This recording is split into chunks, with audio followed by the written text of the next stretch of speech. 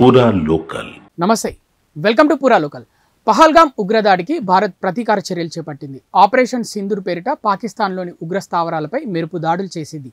ఈ చర్యపై యావత్ భారతదేశం హర్షాతిరేకాలు వ్యక్తం చేస్తోంది. దాయాదిని ఏమార్చి అత్యంత పకడ్బందీగా దాడుల ప్రణాళికలను భారత్ అమలు చేసింది. మరోవైపు ప్రధాని నరేంద్ర మోదీ వ్యూహాలు కీలకంగా నిలిచాయి. బాలాకోట్ దాడులకు ముందు కూడా ఇలాంటి వ్యూహాలనే ప్రధాని అమలు చేశారు. దాడులకు ముందు ప్రశాంతమైన ప్రవర్తనతో దాయాదిని మరోసారి ఏమర్చారు. ఈ దాడులతో పాక్ షాక్ గురికాక తప్పలేదు. బాలాకోట్ దాడి, ఆపరేషన్ సింధూర్ల మధ్య ఎన్నో పోలికలున్నాయి. అయితే వీటిని దాయాది పాకిస్తాన్ పసిగట్టడంలో విఫలమైంది. మోదీ వ్యూహాలను అంచనా వేయడంలో వెనుకబడింది. పాక్ దృష్టి మరల్చి దెబ్బకొట్టడంలో భారత ప్రధాని మోదీ మరోసారి పైచేయి సాధించారు. దీంతో దాయాది ఏమరపాటుగా ఉన్న వేళ ఉగ్ర స్థావరాలపై భారత సైన్యం విరుచుకుపడింది.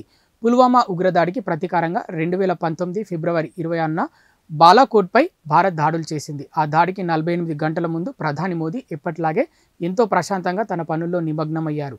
ఫిబ్రవరి 25న ఆయన ఢిల్లీలో జాతీయ యుద్ధ స్మారక చిహ్నాన్ని జాతికి అంకితం చేశారు.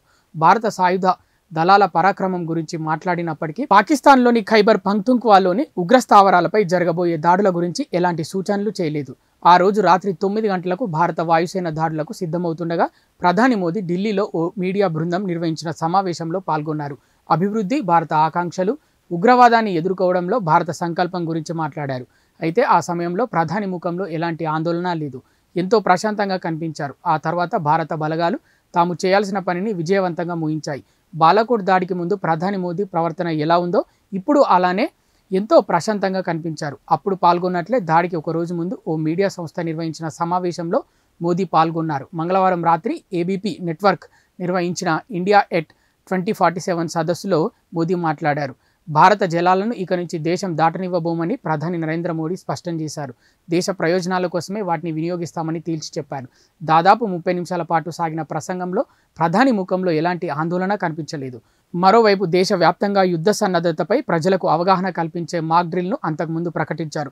ఇలాంటి కార్యక్రమాలతో దేశ ప్రజలను సైనిక చర్యకు, దాని పరిణామాలకు మోదీ సిద్ధం చేస్తున్నారనే సూచనలు మాత్రమే ప్రత్యర్థుల్లోకి వెళ్ళాయి. అయితే ఇవన్నీ దాయాదిని ఏమార్చడానికి ఒక వ్యూహం మాత్రమే అని నిపుణులు పేర్కొంటున్నారు.